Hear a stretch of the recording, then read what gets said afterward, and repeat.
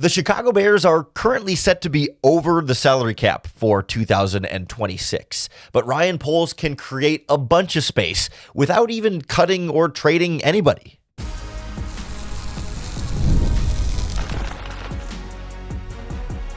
You are Locked On Bears, your daily Chicago Bears podcast. Part of the Locked On Podcast Network, your team every day. This is Locked On Bears, and I'm your host, Lauren Cox. I'm here to bring you your daily, in-depth Chicago Bears news and analysis. On the show today, we're going to go through different ways the Bears can create a bunch of salary cap space this offseason, beyond just releasing expensive players or trading guys like DJ Moore and Cole Kmet. We'll talk about how these processes work and what some of the pros and cons are, where, yeah, you can create some salary cap space right now, but you push some of that money into the future and you have to pay up eventually. So different ways to consider, when and where you want to start spending that money and whether to go all in on right now or try and smooth it out and play it a little bit safer from year to year. But we'll look at some of the players that this might make the most sense with or might make the least sense to take this type of approach to. And then we'll kind of we can do like a broad kind of, I don't want to call it a mock offseason, but we could run through like a loose example of like, here's the money you could create and then what you could do with that money once you have created that space. So a lot to get through on the show today. I do want to thank you for making Locked On Bears your first listen today. We're part of the Locked On Podcast Network, the #1 sports podcast network. And on yesterday's show, we talked about players the Bears could release as salary cap casualties, cut them, save some cap space, and replace them with a cheaper player to try and build some more room. And that certainly will be part of the Bears' financial strategy this offseason. They'll release at least one player, I'm sure, to create some cap space as a result of that change. But they're not going to be able to make all the cap space they need just from cutting and replacing guys. I mean, as it stands right now, they're set to be $5 million over the salary cap space, so they have to make room to get just to the salary cap. And then you have to make a bunch of room beyond that to be able to re-sign your own players like Kevin Byard or Jaquan Brisker, then go out and sign outside free agents to make your team better. Plus, you need cap space to sign draft picks to rookie contracts, and you got to just leave a little bit of lingering cap space throughout the season in case expenses come up or you need to sign somebody halfway through the year. So the Bears do need to create a significant amount of cap space between now and the start of the new league year in the middle of March. Again, releasing a player or two will be part of that process, but won't be enough on its own. They're going to have to find some other ways to create space. And one of the main ways you'll see them do that is through restructuring the contracts of players already on the team. And we're not going to get bogged down today in like the minutia details of exactly how the money gets moved around. We're going to oversimplify it a little bit, but we're at least going to kind of walk through the functions of like how the Bears calculate this from a team decision-making process, not like a dollar for dollar process, but like how you weigh the pros and cons of these types of moves. So essentially, the big picture idea is that like you take players who you owe a certain amount of money now, and you say, hey, instead of us paying that to you right now, what if we instead pay that to you next year and the year beyond? And so the player still gets the same amount of money, they just get it at a different time. And so then the Bears have to pay it at a different time. And so then instead of paying it right now against your salary cap, you push it on future years' salary caps, then creating more space now, but taking away space from the future. So, right, if you look at where the Bears' books are right now, and the numbers themselves are not particularly important. Right now they're essentially over the salary cap by a little bit. But like next year, they're projected to have about $60 to $70 million of salary cap space as it stands right now in their contract. So you could take some of that cap space in the future and move it to today by taking some of your expenses from today and moving it into the future. And you can start to push it even farther down the line and say, take some of those expenses from this year and push it into 2028, where right now you only got about $64 million that you've even spent on 2028. Most of your guys' contracts are in the next 2 years. So you could take some guys' money, and some of your players' money, and just push that even farther in the future and pay it off then, as opposed to paying it on your salary cap right now. It seems great. It seems like a super convenient way to just, hey, create money out of thin air. But the point being is that it is a little bit of a dangerous game. And it is something that can catch up to you after a while. That if you take, say, some of this year's cap space and put it into next year, then we're going to get to next year and say, uh-oh, we need some salary cap space. Better take some of that year's salary cap and push it into the following year, into 2028. And then you're going to get into 2028 and try and push some of that into 2029. And all of a sudden, like, every year you're pushing a little bit more and more forward until all of a sudden you're the New Orleans Saints and you're drowning in salary cap debt like they have been the last couple seasons. And they had to kind of blow everything up and go real cheap for a season and lose a lot because they just had to finally pay due some of those bills that they've been pushing along more and more and more. That can be worth it if you're trying to go all in on a championship right now and say, screw it, who knows how good this team will be in 2029. They're close to something great right now, so we'll just push all that money down the line and we'll deal with that problem later. Right? It's the same idea of like trading future draft picks for a big name player. That yes, it's going to hurt to not have those draft picks, but it's not going to hurt you today. So if today it can get you better and closer to that Super Bowl, who cares if you don't have draft picks in a couple seasons? If you're correct and you win that Super Bowl, it doesn't matter if you're going to be bad later on, and that's a future problem that you don't have to deal with there. The other thing you got to consider is not only are you moving the big picture team salary cap space of we'll pay that later and not pay it now, you're also moving it for the individual player. Essentially saying, okay, one of the players we'll talk a lot about is DJ Moore. Okay, DJ Moore, instead of us paying you $28 million this year, we could lower that to, I want to say it's about $13 million, whatever the number is. We'll cut that in half, and we'll pay you that money next. We'll pay you that money next year and beyond and beyond. And when you take that money from now and push it to the future, that means you have to pay it to them in the future. Which means if a couple of years from now you want to get rid of that player, well, all of a sudden you will owe them more money then because you didn't want to pay it to him now. And so when you restructure the contracts of players, it does become harder to get rid of them later because you're pushing more of that money into the future as opposed to paying it now. And then if you have less to pay them in the future, it's easier to get rid of them, when there's less that they're owed down the line. But restructuring the contract owes them that down the line. And so not only are you sort of playing with fire with your own salary cap space of pushing your bills, you're putting it on a credit card and paying it off later, but then also like each individual player, you're promising later and later pay that makes it harder and harder to get rid of them. You're tying yourself to that player for a longer term by restructuring the contract, which is fine if it's a player that you're very confident you're going to want to keep for the long term. But you might not want to restructure players who you're not so sure that you're going to want to keep for the long term. I think it'd be nice to be able to get rid of that player after a year or two. Then maybe you don't want to restructure them because it sure gets harder to get rid of them after you have restructured them. And we can go through some of the dynamics of why that is, but doing kind of an oversimplification, right? Like if you have to pay them more in the future, it's harder to get rid of them when you have to pay them more. And that guaranteed money that's coming on your books, they're harder to trade, harder to release, harder to find cap savings by trading them. Like, they could have restructured Tremaine Edmonds' contract, and that would have made him harder to release right now, but they could have saved money in previous years if they'd wanted to, right? That's sort of the give and take. Like, you're able to release Trey Edmonds potentially and save $15 million because they never restructured the deal. And so there's a lot of savings you can get because they never had to push that money in the future. They paid it up front like they had planned to. So there's a give and take here. I think there are some players on the Bears who would make a lot of sense to restructure their contract because, you want to keep them around and you're not worried about having to get rid of them. And I think there's plenty of players on the Bears that you're like, I'm not sure if they're a player you want to keep around long term, so maybe you shouldn't restructure them. So we'll take a look at some of the best and worst candidates for that and how much money the Bears could save by doing so next on Locked On Bears. This episode of Locked On Bears is brought to you by Indeed.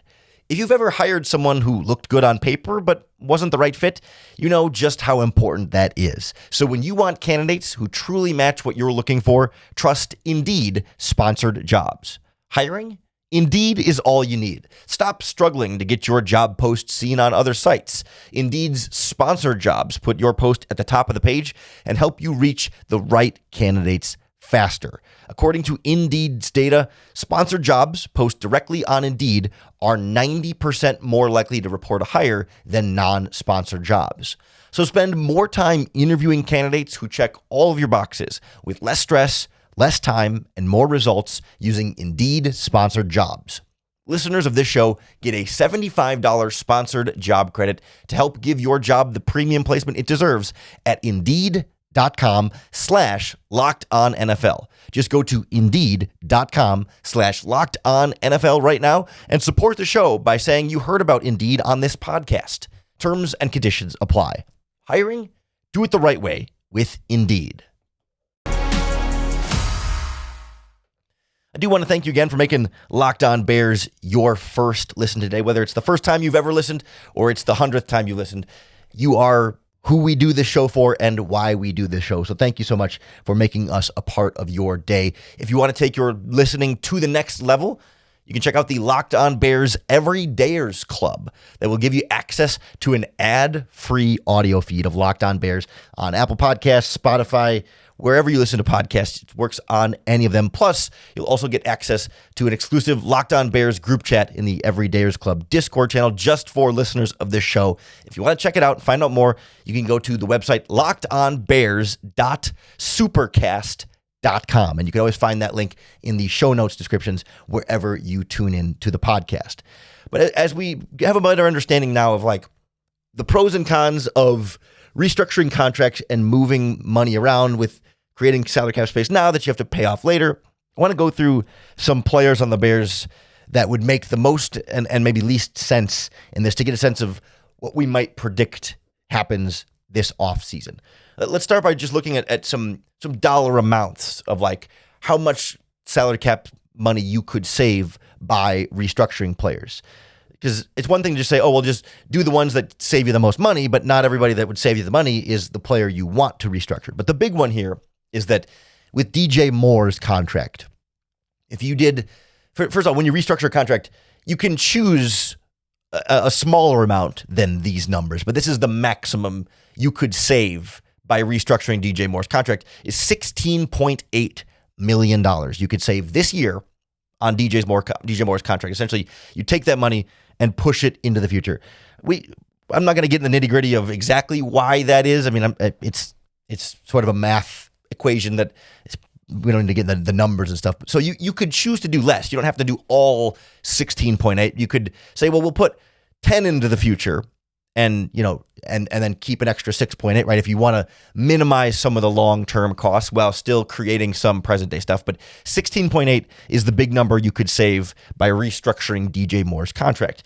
If you do that, you are making it then harder to trade DJ Moore or release DJ Moore in the future if you wanted to do so. Given the trade rumors around DJ Moore already this offseason, you can think about whether or not that's something you would want to do if you were Bears general manager. If you personally have, I don't want to say second thoughts, but hesitations with DJ Moore or red flags or frustrations with DJ Moore, you have to weigh, well, I could save a bunch of cap space by restructuring him, but I wouldn't be able to trade him as easily next year or the year after that. So you kind of have to, if you restructure a guy, you're going a little bit, I don't want to say all in, but like you're cementing his ability to stay here a little bit longer. And so almost $17 million in cap savings might be worth it for DJ Moore. Doesn't mean they're impossible to get rid of. Just makes it harder in the future. Another name you could restructure, save a lot of money, Montez Sweat. Be just under $10 million in salary cap space is the maximum you could get from restructuring Montez Sweat's contract. Again, you could do less than that. You could do 5 or whatever. But again, you weigh like how much longer do you think Montez Sweat should and will be around your defense? Are you okay with him for the long term, or are you concerned enough about the ups and downs in the production that maybe you don't want to lock that all away? Joe Thuney, another one here, $7.6 million you could save by restructuring Joe Thuney's contract. I think we're all in on Joe Thuney, but he is, 34 at this stage of the process? he's still playing at an extremely high level. NFL Protector of the Year. He is 33, turns 34 in the middle of next season. So, I think you're fine with him for now, but, you don't want to get too caught up in too long-term money. We'll talk about some of the specific dynamics with him a little bit here. But, great counterexample here. You could restructure Dayo Odeyingbo's contract and save $7.5 million. It's a lot of savings.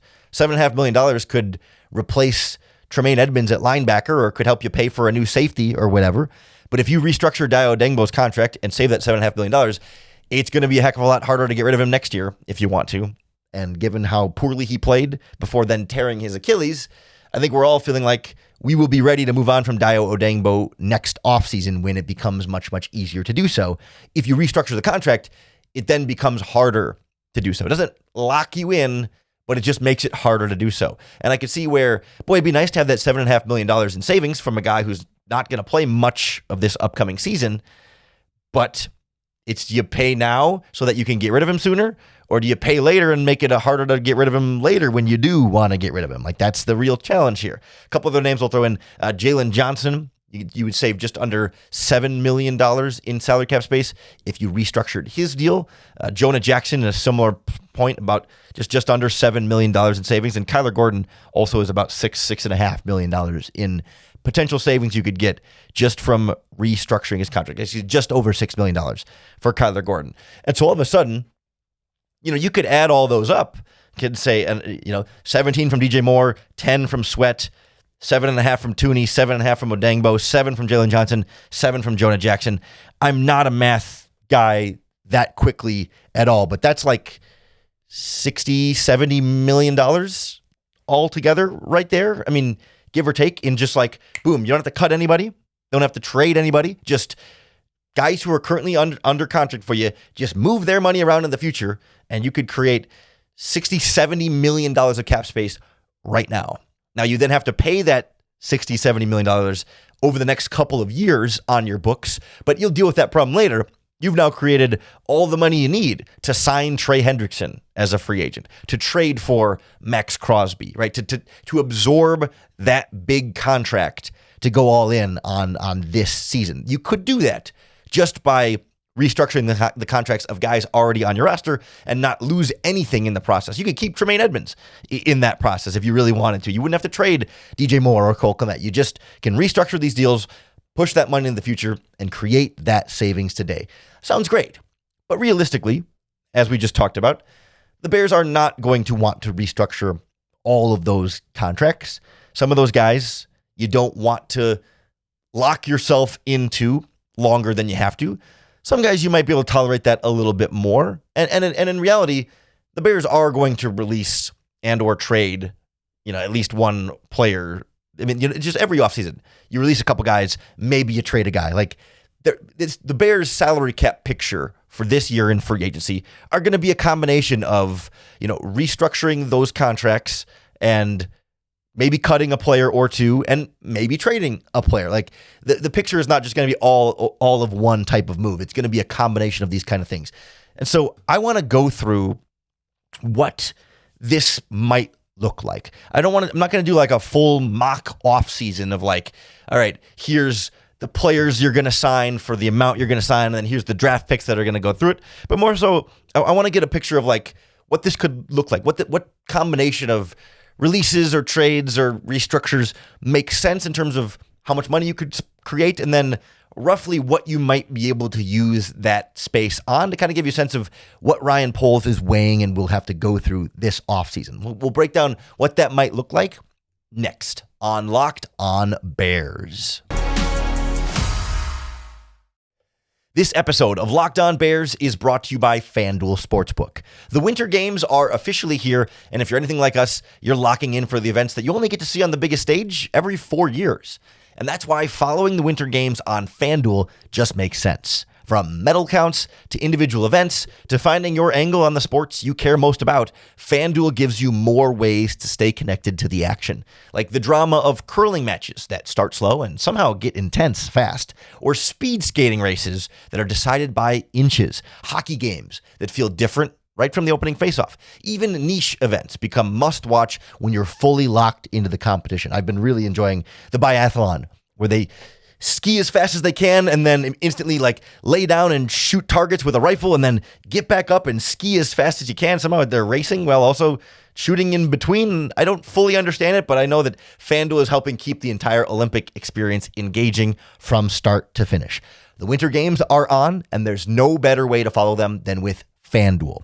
FanDuel, play your game. So the Bears are going to create salary cap space in some way. They're going to have to create a lot of salary cap space, actually, because as we stand today, if the league year started tomorrow, they would be $5.3 million over the salary cap. They owe more money than the salary cap will allow them to, so they have to clear cap space before the start of the league year, $5.3 million just to get back to zero. Then you got to create however many $1 million you're going to need to re-sign all your guys, sign outside free agents, sign draft picks, etc. And there's not a magic number for that because, well, it depends on how much you're going to pay Kevin Byard or Jaquan Brisker and how much you're going to pay outside free agents and how many outside free agents you want to sign. So it's not like, oh, Ryan Poles has to get to this magic number to have the space he needs. And that makes it hard to predict, exactly what he's going to do, but it depends on how aggressive he wants to be in free agency. So I wanted to kind of walk through like a hypothetical and more like broad idea of what this could look like for Chicago and for Ryan Poles this offseason. What kind of combination of moves get you to a number you feel good about? And then, okay, well, at what number, how much can you do depending on what number that you get to? So, for example, as we said, the Bears are about $5 million over the salary cap right now. You could, I would release Tremaine Edmonds and save $15 million in salary cap space. Like that's first move right there. You're saving $15 million there, which puts you at about $10 million. If you started at -5, you gain 15, puts you at $10 million in cap space.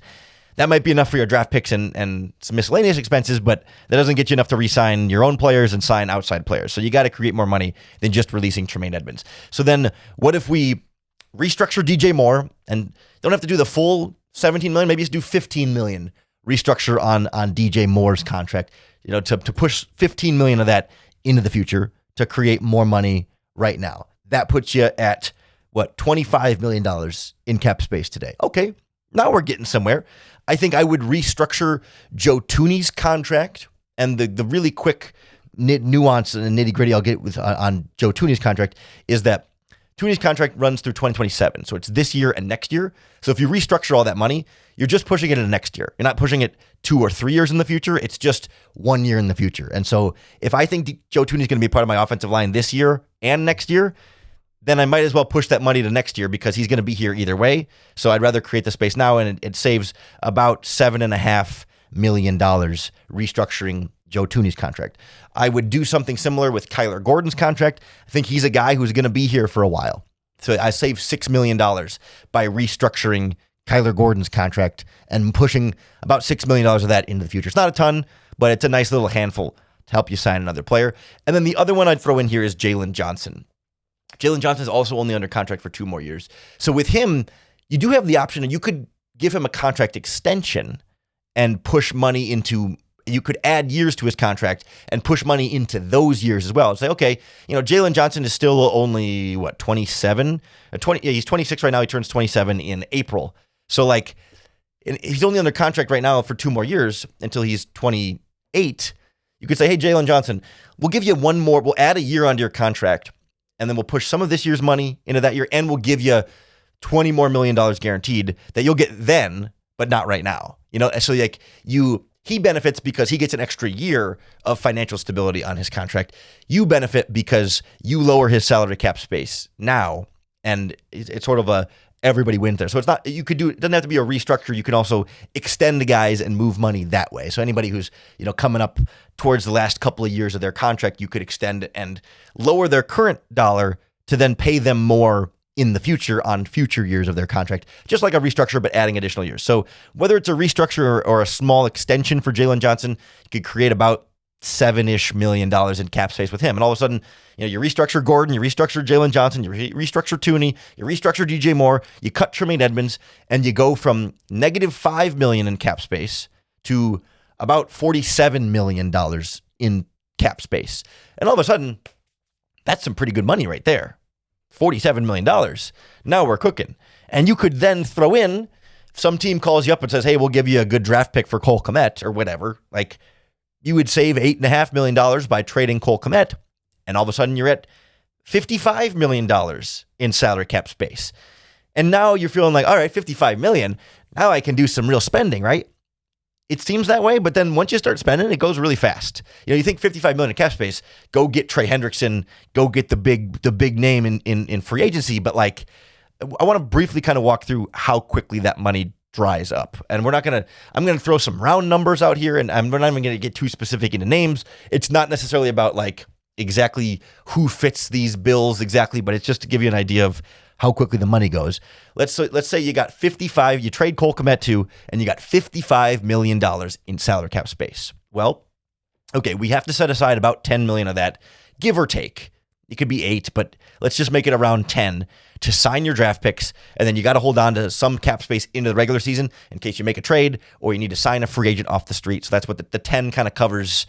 Rainy day fund plus draft picks. So all of a sudden you go from $55 million to spend to $45 million to spend. Okay, still a lot of money, but okay, before we get to big name free agents, let's say you want to re-sign Kevin Byard because he'll be a little cheaper than Jaquan Brisker. I don't know what the number is for Kevin Byard. He was making $7.5 million this year. He just led the league in interceptions. I don't know if he jumps up to $10 million or because he's older. Let's say you get a good deal because he wants to come back, and even let's be generous and say you get him at $8 million is what he's going to cost you this year. Okay, not too bad. And then you cut Tremaine Edmonds, so you got to replace him with a linebacker. This is just sort of, if we address needs right away, okay, maybe you spend, I don't know, $6 or $7 million on a new starting linebacker. Maybe you could go cheaper with DeMarco Jackson or something, but let's just hypothetically say you're going to go get a DeMario Davis or Alex Anzalone or something. I don't know. The name's not that important. But let's say $7 million you spend on a linebacker. Okay, now then between those two guys, Byard and this linebacker, we spent 15 of that $45 million.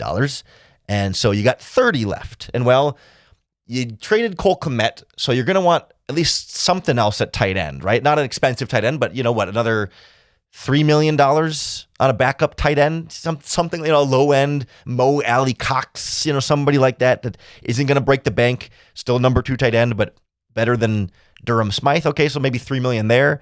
Maybe we talked on the podcast earlier this week about the situation at left tackle where Ozzie Trapillo might miss most of the season. So do you want to sign a veteran left tackle just as some depth and insurance to compete with Theo Bennett and Krana Magaji? Maybe you spend $3 million there. Okay, there's $6 million gone. So that leaves you with, boy, my math is running out on me fast. We spent 15 out of the 45. You got me to 30. Take 6 out of that would be $24 million left. Okay, well, $24 million could be, would that even be enough to sign Trey Hendrickson outright? Maybe. But do you want to sign a defensive tackle as well? Like somebody like the guy from the Broncos, John Franklin Myers is a name that's thrown out there a lot. Like this is a defensive line that I think we want to address in more than one way here. So like you could do, say, $10 million on a defensive tackle and then $10 million on an edge rusher, but that would leave you with $4 million left then if we were at 24 and we do 10 and 10.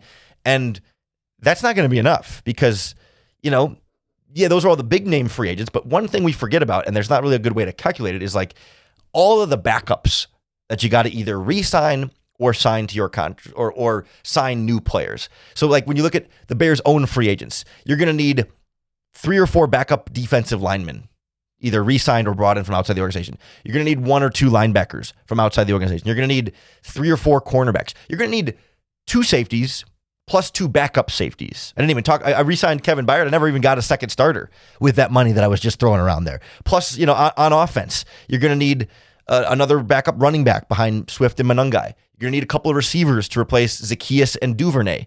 You're going to need more backup offensive linemen, a backup center, and a backup guard. Like all of those position names we just talked about, those guys are going to cost anywhere from, $750,000 to a couple of $1 million. And there's like 10 or 15 of those.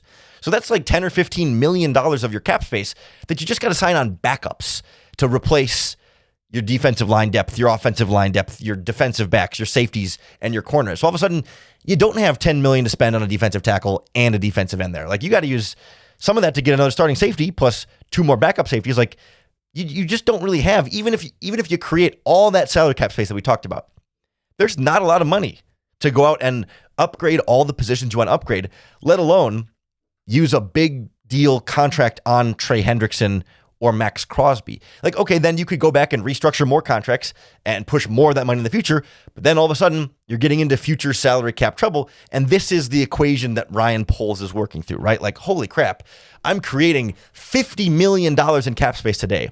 And that's still barely enough to fill the kind of needs you want to fill right now. Like, I think it would patch all the holes, but there's no fun money in there for a big time pass rusher that you want to get. There's no fun money in there for a top safety. You'd have to get a lower end safety and lower end cornerback depth and lower end pass rushers and a lower end left tackle. Like, the more you want to do, the less you can spend on them. And there's just not a lot of money to go make that big splash pass rusher addition, like, unless you're also trading DJ Moore, right? Unless you're making other big restructures or other significant cuts or other trades, right?